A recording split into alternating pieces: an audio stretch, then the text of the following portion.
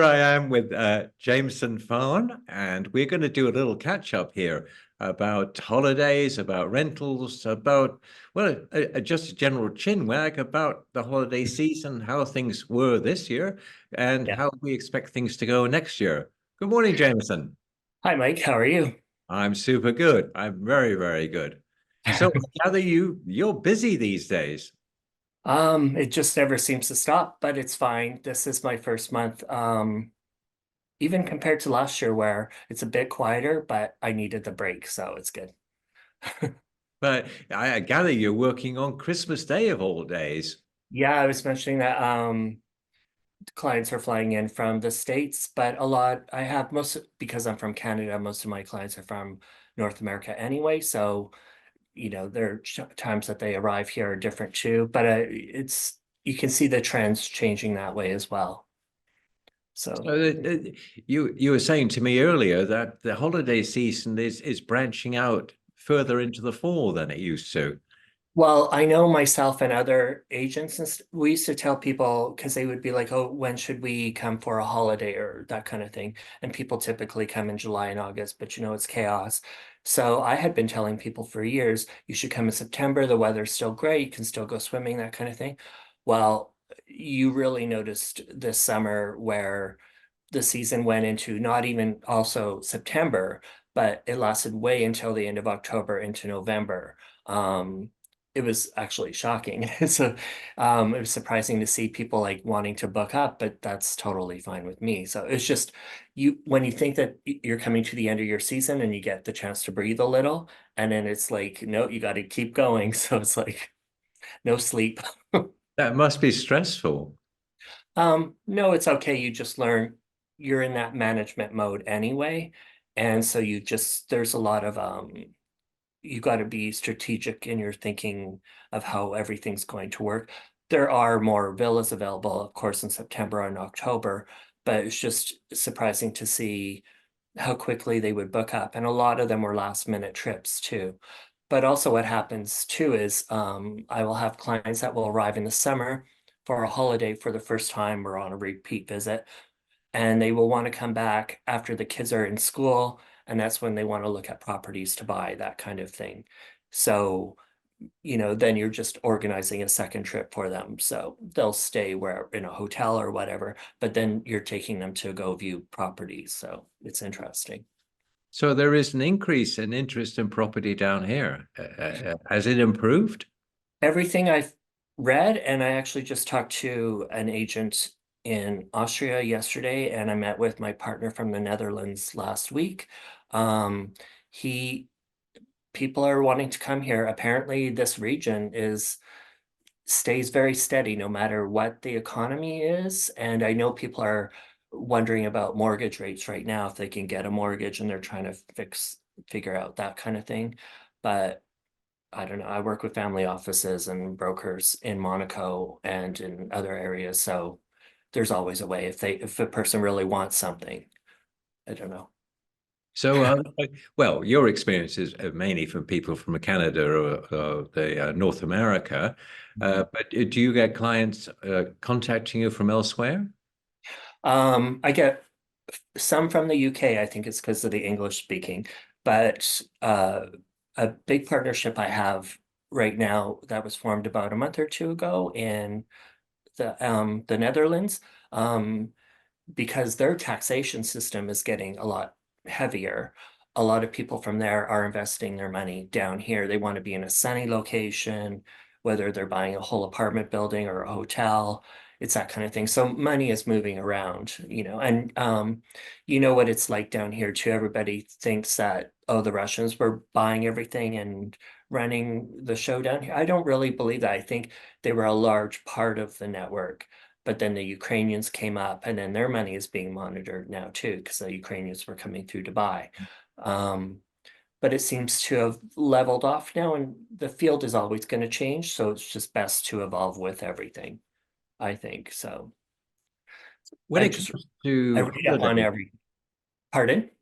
when it comes to holidays, vacationing, is there a downward pressure on prices or are prices stable? How is that working? Well, this is the time of year where the prices for 2024 haven't been necessarily set yet, depending on who you're speaking to and where they're at, because this is their quiet time too, when they're, not necessarily renovating, but updating their properties for the following season.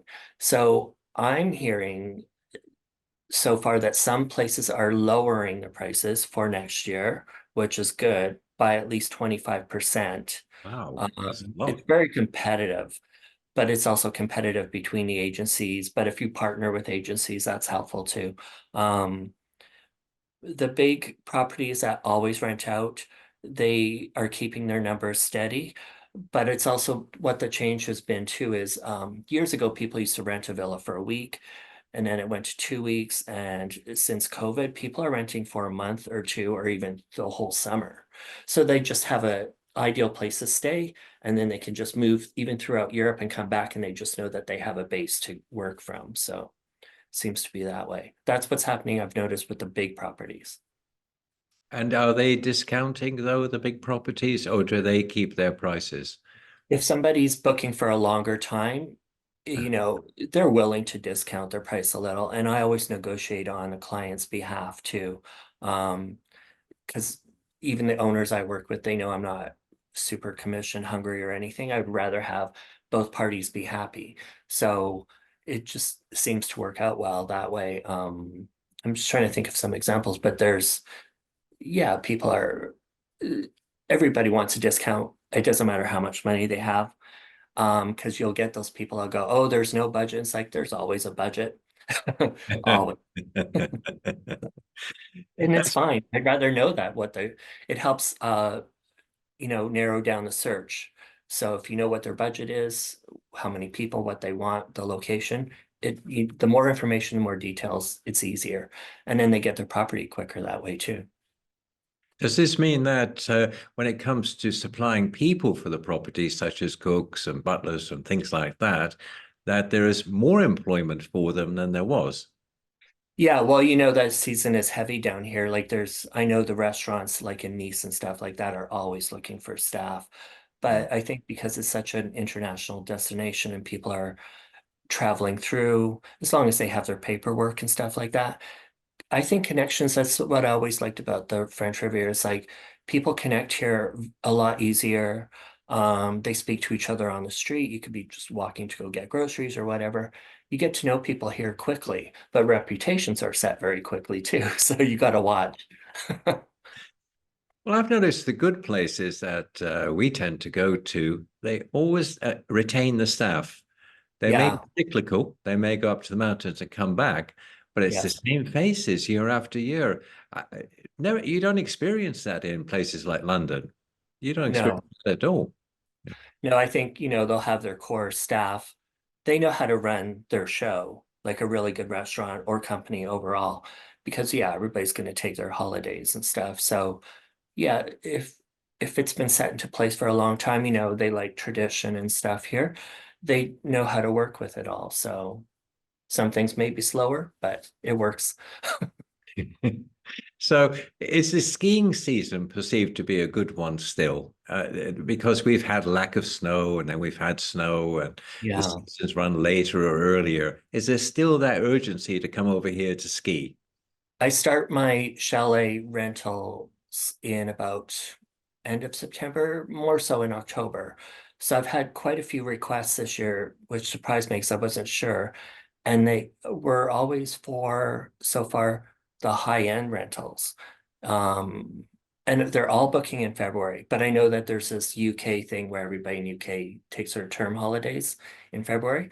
So there's been a little bit for Christmas, but nothing heavy. But yeah, right now everybody's booking for February and for the same weeks. Wow. So I know that some places are filling up quick, stuff like that. But there's also been a huge interest in people buying. Um, Buying this, in the ski resorts. yeah, like I just read this morning, there's a guy, I can't remember where he's from, but he's spending like million, he's building a 2,000 square meter property around Portugal or something like that. And it's Wow. going to be massively expensive. So people are investing there. I think because they realize too, these are also year-round destinations. If you don't want the heat of the Riviera, you go to the Alps type of thing, and that's where people would like to cool down, but they're surrounded by nature. So, Oh, it's and beautiful up there. yeah, Absolutely beautiful. Yeah. I can see that because I was up to Courchevel in the summer. This a few years ago. Yeah, it's yeah, gorgeous, absolutely gorgeous. I'm not a fan of snow, you say. yeah, me neither. So, what's attractive about Christmas and New Year on the Riviera that you think sets it apart from anywhere else on the planet? I don't know if it sets it apart so much, but they really like their Christmas markets here. And Nice has theirs open now, Cannes just opened theirs. I was at the Monaco one on Saturday. Yeah, I think it was Saturday. I'm not a big Christmas person, but I don't mind going to see the lights and stuff like that. And when you're with company, friends or whatever, it just makes it a lot better. And you can just roam around and stuff. And they have the little cabins at the fairgrounds type thing where they've set up the rides and stuff. And that's interesting to see. In a lot of ways, that hasn't changed, but I like it. It feels very European. You can get food of all kinds, and there's rides for the kids, souvenir stuff to buy. So I think that seems to be when people calm down because, at this time of year in the region, it goes back more to the locals. So you see more of the locals out and about. So that's nice to see. So it's not crazy with tourism. Well, to me, what I do love about it, it's all calm and it's all Yeah. open. Apart from the 24th, when people Yeah. go home and stuff like that, and restaurants are closed, Christmas Day is quite buoyant. And from there onwards, Yeah. we've Yeah. The got whole this next planned week's gonna be. shutdown. Yeah, that's why, because it's almost ingrained in me that, oh, 24th, 25th, everything's going to be closed. But it's like, no, people are still doing their stuff. And like I was mentioning, I have clients arriving on the 25th. So, because I was worried, oh, food and stuff like that, but they'll be sorted. So it's okay. That's excellent. That's very, very good news. Yeah. Well, I think that's enough for our update today. And I do appreciate your time, Jameson. And may I take this opportunity wishing you the happiest of Christmas and a great new year. You too, as well. Everybody out there. Okay. Thank you, Jameson. And we will talk in the new year and see how things are going. Thanks for your Okay, sounds time. good. Really appreciate it. Thank you so much. Bye. Bye.